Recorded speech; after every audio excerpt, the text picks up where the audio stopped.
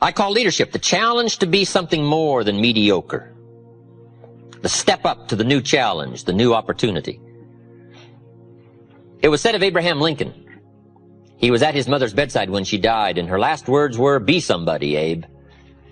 And if that story is true, evidently he took it to heart and proceeded from that moment to become somebody. And that's the key to leadership. Inner inspection of your gifts and your skills, your integrity and your character. The outer look at how you present yourself as you appear. In some of our other lectures, we go through this whole scenario. The inside is important, but also the outside is important. When you meet somebody for the first time, first thing they're going to do is take a look. Now, sure, they're going to listen, but then they're going to take a look. Now, certainly we learn to evaluate people by more than what we see, but at first we're going to take a look. Let me quote you an ancient phrase. It says, "People look on the outside, God looks on the inside." Isn't that excellent information? That's excellent information. So that might mean work on the inside for God, work on the outside for people. You say, well, people shouldn't judge you by your appearance. Well, let me give you a clue. They do. They do. You can't deal in shoulds and shouldn'ts. You got to deal in realities. Now, when people get to know you, they'll judge you by more than what they see, but at first, it's all they got to go by is what they see and what they hear. Now, sure, there's more to come, but at first, you got to pass the show up test, the challenge to be somebody. Let me just give you a brief list. Be somebody wise. There's no substitute for smart. Threats don't make up for smart. Right? Volume and shouting doesn't make up for smart. There's no substitute for smart. Be somebody strong. Strength is attractive. And there are many ways to be strong. Decision-making, character, language, right? As well as vitality and health. There's a lot of strengths, and they're all attractive. But let me give you now the refinement of leadership skills. Here it is. Learn to be strong but not rude. This is refinement. These are the extra steps to become a powerful, capable leader with wide range of reach. Some people mistake rudeness for strength. It's not even a good substitute. Next, be kind but not weak. We must not mistake weakness for kindness. Because kindness isn't weak. Kindness is a certain kind of strength. We must be kind enough to tell somebody the truth. We must be kind enough and considerate enough to lay it on the line. We must be kind enough to tell it like it is and not deal in delusions. That's a sense of kindness. Not weakness, but kindness. Next, learn to be bold but not a bully. It does take boldness to win the day, to become a leader.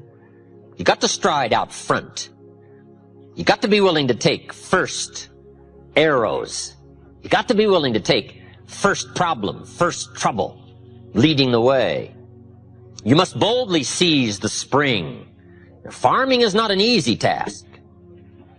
You must press the seeds into the soil. I think all of us would relate farming to hard work. It's hard work. Planting the seed, letting it grow, defending it against all of the encroachments of bugs and weeds. We call it not an easy task, but that's one of the best illustrations I know of life. If you want any value at all come harvest, you gotta press, you gotta be bold, you got to seize it. The high life is not for the timid and the shy. Here's the next one. Be humble but not timid. Some people mistake timidity for humility. But humility is a virtue. Timidity is a disease. It's a malady. It's an affliction. Now, it can be cured, but it is a problem. But humility is a almost godlike word, a sense of awe, a sense of wonder, a sense of dimension, a sense of understanding the distance in worth and value, an awareness of the human soul, the spirit, something unique about the human drama versus the rest of life. Humility is a grasp of the distance between us and the stars, and yet having the feeling that we're part of the stars. Next, be thoughtful but not lazy. It's okay to dream, but we must not just become a dreamer. Here's a good refinement. Be proud but not arrogant. It takes pride to win the day. It takes pride in company, philosophy, opportunity. It takes pride in community, school. It takes pride in group, organization. It takes pride in cause and accomplishment. But the key is to be proud without being arrogant. Do you know the worst kind of arrogance? Arrogance from ignorance. It's hardly tolerable, right? Next, deal in realities. Deal in truth. Save yourself the agony. Just accept it like it is. Life is fairly unique. Accept it as unique. Now, best to call it unique. Some people call it tragic, but it's best to call it unique. The black widow spider eats her mate after he's finished his noble task. Now, some people would call that awful. I think it's more important to call it unique. The whole drama of life is unique. Here's some stuff that saved me a lot of agony and a lot of anguish and a lot of sleepless nights I used to go through and pulling my hair and wondering. I gave up on all that when I finally understood the 80-20 rule. Let me give some good clues on the 80-20 rule. As a leader, as a manager, being able to influence other people in this 80-20 group, here are some clues. Learn to spend 80% of your time as a leader with the 20%. For maximum efficiency and productivity, this is part of the key. Since it's going to be 80-20, and there's plenty of examples to show that it's 80-20, not exactly, but fairly close. Ask the minister of the church, who picks up the tab here? And he'll say, probably, 20% of the people pick up 80% of the tab. I mean, this is called one of those things, okay? So what do? Well, you learn to work with it and not try to solve it. It's like trying to solve the seasons. You don't solve the seasons, you learn to work with the seasons. They're all set. And some of these things by history are all set. The key is to learn to work with the way it is set. So part of the key of leadership is learning to spend 80% of your time with the 20% because they're doing the 80%. We would call that good leadership sense.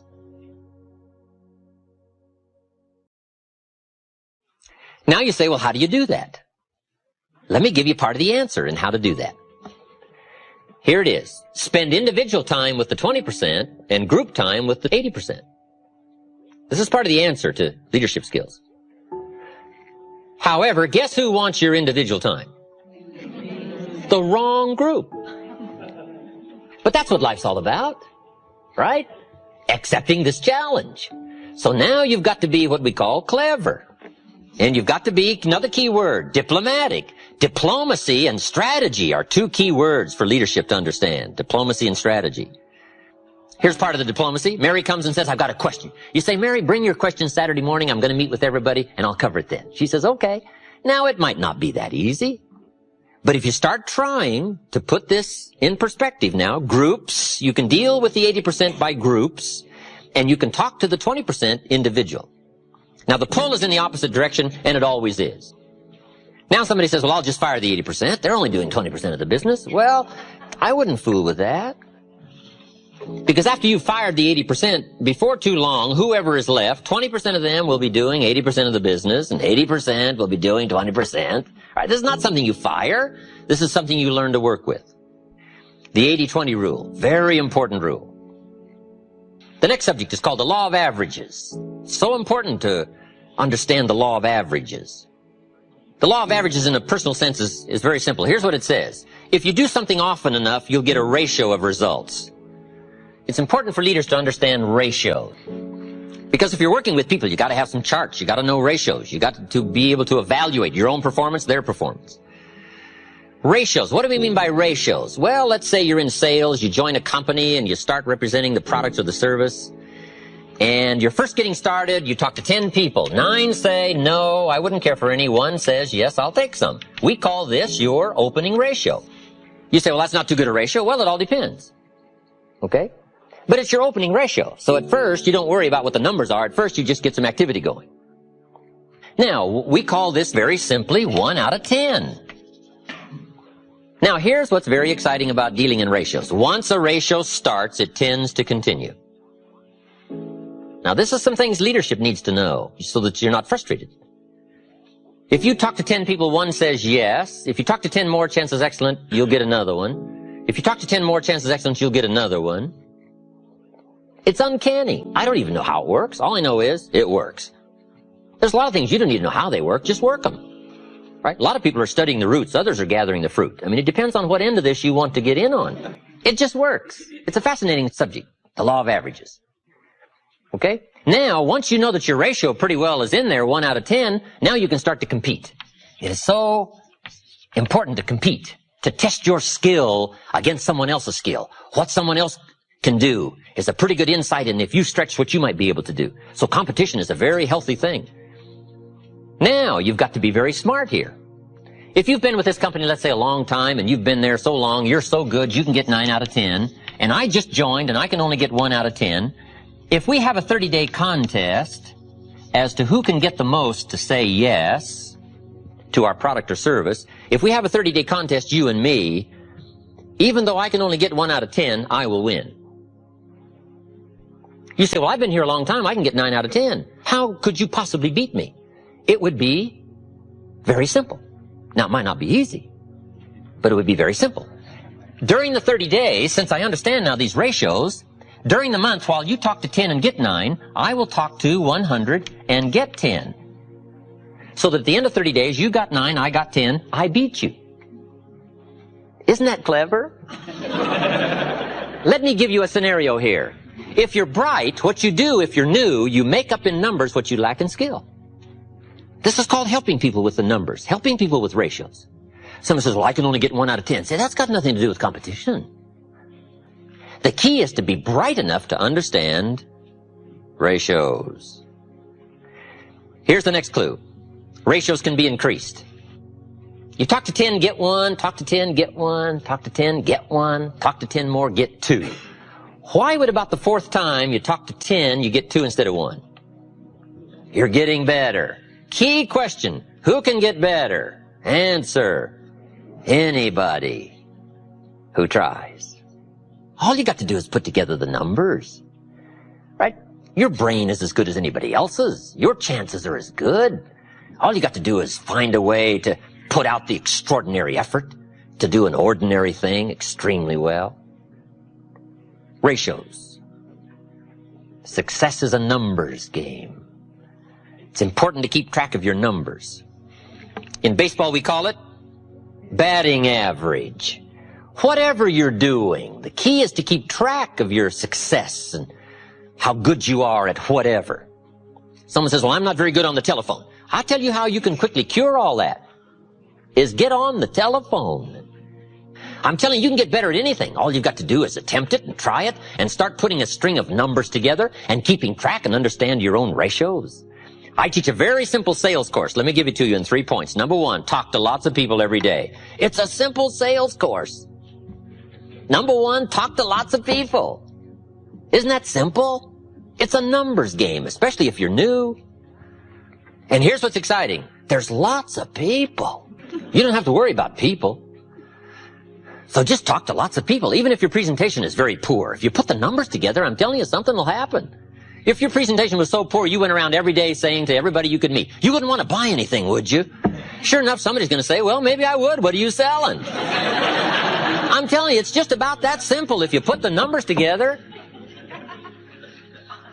if you talk to lots of people every day, 2 things will happen. Number 1, you're bound to make sales. And the reason is understanding the numbers. The numbers, you don't have to be so cleverly skillful. All you got to do is be bright enough to understand that numbers can make up for lack of skill to begin with. And if you're in a leadership position to help people, help them with their ratios. Say, John, let's go over these numbers one more time. How many calls? Who did you talk to? Okay. So that's my sales form. It's very simple. Number 1, talk to lots of people every day. You're bound to get better. You're bound to find somebody. Number 2, be real nice. When the weather isn't, be real nice when people aren't. A big part of presentation is attitude, personality. And 3rd is simple, give good service. Write all the notes most people don't write. Do all the extra things most people don't do. Call them before they call you. Service leads to multiple sales. If you'll take good care of somebody, they'll open doors you could never open yourself. They'll take you by the hand and share you with people that you never thought you could reach. There's a unique story in the Bible. It's called the parable or the story of the sower. S-O-W-E-R. The sower in the ancient days was the person that planted the crops, very simply. They got the ground ready, and the sower with a bag of seed would walk across the ground, sow the seed. That's how they got the crops going. And it's a very fascinating story, and it's got a lot to say, and it's got a lot to say about our subject called the law of averages. There's some important points you'll pick up right away when you read the story. Here's number one. The sower was a wise man. A great advantage. They didn't send a dummy out to plant. Number two, he was very ambitious. And by the time you finish the story, you'll come to the conclusion he was ambitious. Admirable quality. Ambition. One writer said, I've learned to be both ambitious and content. That's a unique place to finally arrive, to be both ambitious and content. But this story says the sower was very ambitious. Nothing wrong with ambition, as long as you work the right formula. The sower was bright, and he was also ambitious. Number three, he went to work. It takes activity to furnish the labor that brings new life. Ideas without labor are stillborn. They never become tangible. They never become real. You got to put yourself through the activity, through the labor. So when you read the story, you'll find this was a hard-working sower. We call that admirable quality. Now, some interesting things that happened to the sower. It said he had excellent seed, point 4. He had the best. At least the scenario of the story says he had the best of seed. Boy, it's exciting when you feel that you're involved in the best product, the best service, the best idea, the best enterprise, something you feel proud about. Now, with all of these qualities, he starts out and now starts to unfold the scenario of life called the law of averages. Here's what happened. The sower goes out to sow the seed, and the first part of the seed that he sows falls by the wayside, and the birds get it. Now, I want you to understand the scenario. Here's what's very important for leaders to engage in: to teach the inevitable. It's very important to teach the inevitable. Key for leadership. Leaders must understand birds. Why? Birds are going to get part of the seed. It's called inevitable. And if you don't teach inevitability, people will be all upset. They won't know what to expect. We must all be prepared for what we call eventualities, the inevitable. So here's part of the scenario. The sower goes out to sow the seed, and the birds get some. He sows some more seed, and the birds get it. Now, this is a typical story of life. Is that fairly typical? Fairly typical.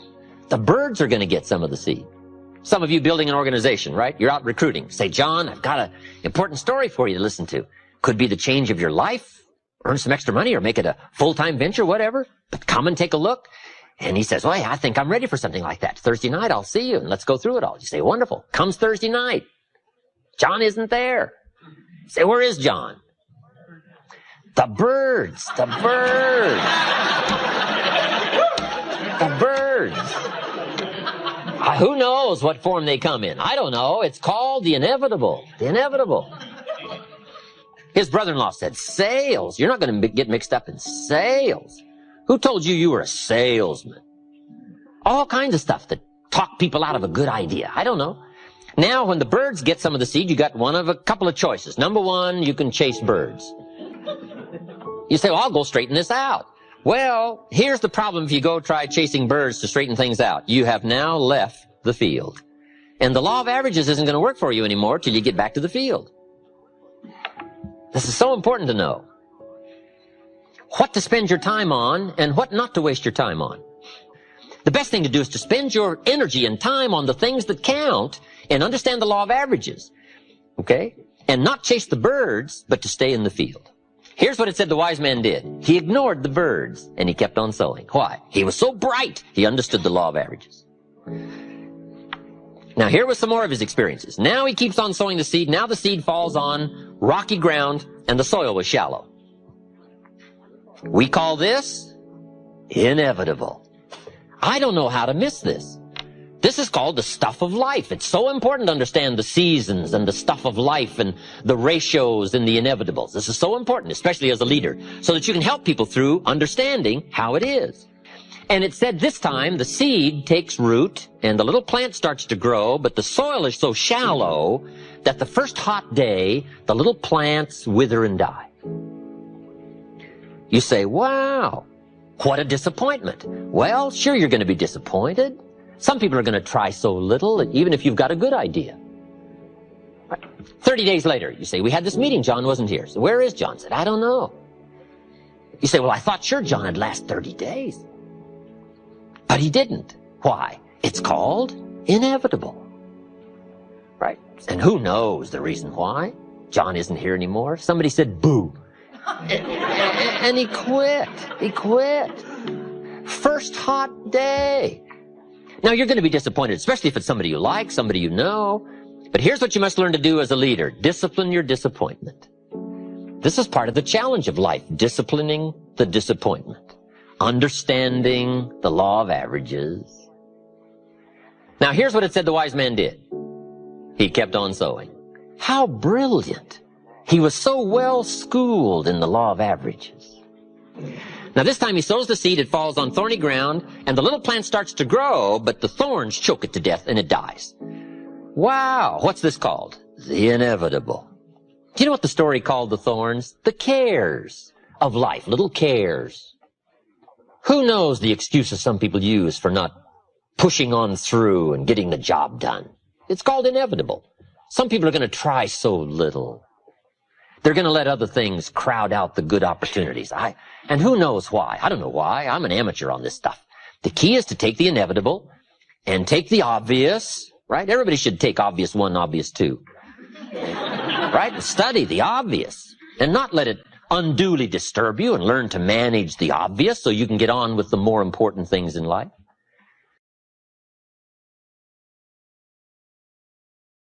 I called John up. I said, John, where were you last night? We had this meeting. John says, well, I can't make every meeting. I say, why not? John says, well, I got a lot of other things I got to do. I say, what are they? You won't believe the list John gave me. The backyard fence was sagging and the dogs are about to get loose. You just can't let your dogs run loose. I say, okay, John. John says, the screen door came off the hinges. And you just can't let things fall apart. You've got to take time, keep things fixed up. I said, okay, John. Some extra trash had piled up in the garage. You just can't let mountains of trash take over. You've got to take care of your trash. I said, okay, John. Some people have the incredible ability to major in minor things. I don't know why. We call this inevitable. We call it a mystery. It's part of the scenario of life. The scenario of the story of the sower is to prepare us for the inevitable called the law of averages. Now here's what it says. The sower kept on sowing. He was so bright, evidently he'd been schooled in these numbers of about how many are going to let the birds, and about how many the hot weather's going to take, and about how many are going to let little things cheat him out of big chances. He must have gone through the school because he understood. He kept on sowing. Now here's what it says. The seed falls on good ground. Let me give you a promise as a leader. It always will. Key phrase. If you share a good idea often enough, it'll fall on good people. Why? The law of averages. Now even the good ground had a variety of productivity. It said part of the good ground produced 30%. Wow. And it said part of the good ground produced 60%. Terrific. And it said part of the good ground produced 100%. What's that called? The law of averages. That's the way it is. It's called one of those things. Now, can you find some 100%ers? The answer is yes, but you got to go through the birds and the hot weather and the thorns and cares. And you've got to find some way to use the 30%ers and the 60%ers. And if you become entrusted as a skillful leader and learn the law of averages and learn how to deal with all this, you'll have some 100%ers to deal with, to work with. Leaders must understand the fact that there is both good and evil. It's part of the life scenario to understand good and evil. And however you wish to describe good and however you wish to frame your ideology of evil, there are a lot of ways to put it. For some people, evil is too strong a word. I don't know. This is part of your own philosophical conclusions that you have to come to in trying to evaluate this earthly struggle. Evil, good, tyranny, liberty, sickness, health, winning, losing, life, death, opportunity, tragedy. It's part of the life scenario. And all good leaders must understand this clash, this scenario, however you wish to describe it, whatever terms you wish to call it. We must understand it. Now, here's part of the understanding. Some people have sold out to the evil side. For whatever reason. You don't have to spend much time with why. All you have to do is spend time with who. I went to my 30th year class reunion a few years ago. Little small village, right, I grew up in. There was only about 150 in the graduating class. And after 30 years, almost half of the graduating class was at the reunion, which was pretty good. We had a 2-day celebration. I'm master of ceremonies. On the second day, we had a little moment to remember those who had deceased. I think there were 8. And I knew them all, so I gave a little scenario, a little story about each one. And then we took time, just a little moment of silence to remember, because some of them were very, very unique human beings, but they were gone. I thought later, 8 out of 150 after 30 years. Is that about average? Guess what I discovered? It's about average. So after 30 years out of 150, it's not will 8 be missing, it is only who will be missing. So in part of the scenario of understanding leadership, the key is to not be surprised when the inevitable occurs. Because if you become too surprised, we will call you naive. And it's very sobering as to why some have chosen to give themselves over to evil, and we call it simply one of those things. But the key to leadership is to understand, and the key to leadership is to also be alert and be bright enough to spot it and to see it. All good leaders must understand the story of the frog and the scorpion. It's one of the most important stories for a leader to understand. According to the story of the frog and the scorpion, the story scenario says, the frog and the scorpion appeared on the bank of a river about the same time, and the frog was about to jump in the river and swim to the other side. And along comes the scorpion, and he sees what's about to happen, and he engages the frog in conversation, and the scorpion says to the frog, Mr. Frog, I see that you're about to jump in the river and swim to the other side. And the frog said to the scorpion, that is correct. And the scorpion said, hey, hold it. I would like to get to the other side, but unfortunately I'm a scorpion and I can't swim. Would you be so kind as to let me hop on your back and you swim across the river and deposit me on the other side? I would be grateful. And the frog looked at the scorpion and said, no way. The frog said, you're a scorpion, and scorpions sting frogs and kill them. He said, I'd get out there halfway with you on my back and you'd sting me, and I'd die. You think I'm crazy? No way. The scorpion said, hey, hold it. With your frog brain, you're not thinking.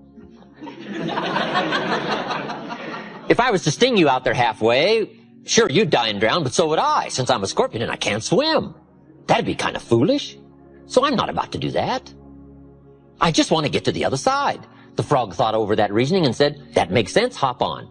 And according to the story, the scorpion hops on the frog's back, they start across the river, and sure enough, halfway across the river, the scorpion stings the frog. The frog cannot believe what happened. And he said to the scorpion, why did you do that? I'm about to die and drown, but so are you. Why would you do that? And the scorpion said, because I am a scorpion. So all leaders must understand the story of the frog and the scorpion.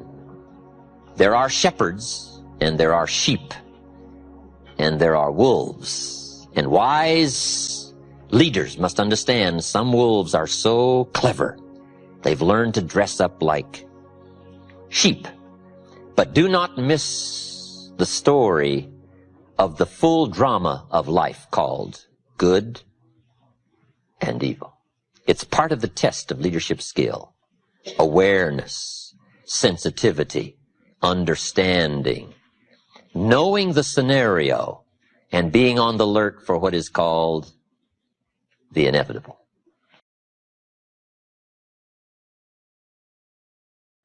Let me give you now, just in sort of quick succession, some studies that leaders should engage in. Let me just give you the list. We won't expand on this, but I'm sure you can expand on it in your own good time and in your own good way. But let me give you this list of studies leaders should engage in. Number one, the study of possibility. Possibility. It's so important for leaders to play the what-if game. What if we had enough people? What if we had refined people? What if we had leaders? What if we had a good team? What if we went to the market? What if we accomplished our goal? What could we accomplish? What are the dimensions? What's the size? What's the promise? We call it the what-if game. Possibilities are all around us. We must all be students of possibility. It's not a bad subject for study, possibilities. Number two is opportunity. Leaders must always be conscious and aware of the expanded potential for opportunity. And sometimes opportunity is closer than you think. The next subject of study is ability. Leaders must be good students of ability, their ability, and the people that are in their charge, their influence, their ability. Sometimes it's easy to have somebody right close to you and you've never discovered all of their talent and their potential. I discovered a young man in Canada, Harold Dyke, many years ago. He worked for the railroad. I think he was making about $300 a month. He'd been there 10 years. Now, this was a long time ago. But I discovered him. He became a good friend of mine. And I recruited him. And he joined my company, joined my business. The second year he was with me, he made $45,000. And now he's a leader in the community, and he's gifted and skillful, and he's financially independent, and he's a unique gentleman. Now, the railroad had him for 10 years. They didn't have this in-depth survey of trying to find the people that are right close around who may have some unusual gifts and capacities that nobody has yet discovered. So leaders must be students of ability and find ways to uncover somebody's unusual ability that may have been there for a while. And you've just got to find a way to uncover all of that. Part of the key to leadership. Subject number 4, inevitability. All of us should be students of inevitability. Without kidding myself, if I keep up my current daily practices, where will it take me in 10 years without being disillusioned? I don't want to just cross my fingers and walk the wrong road. I got to learn to look into the future called inevitable.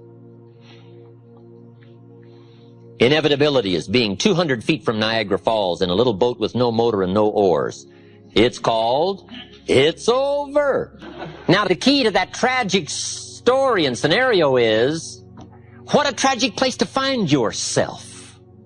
If somebody would have painted you this scene when you were still upstream and painted the roar of the falls in your mind and would show you what a tragic place it is, you might not have drifted this far into what we call now the inevitable.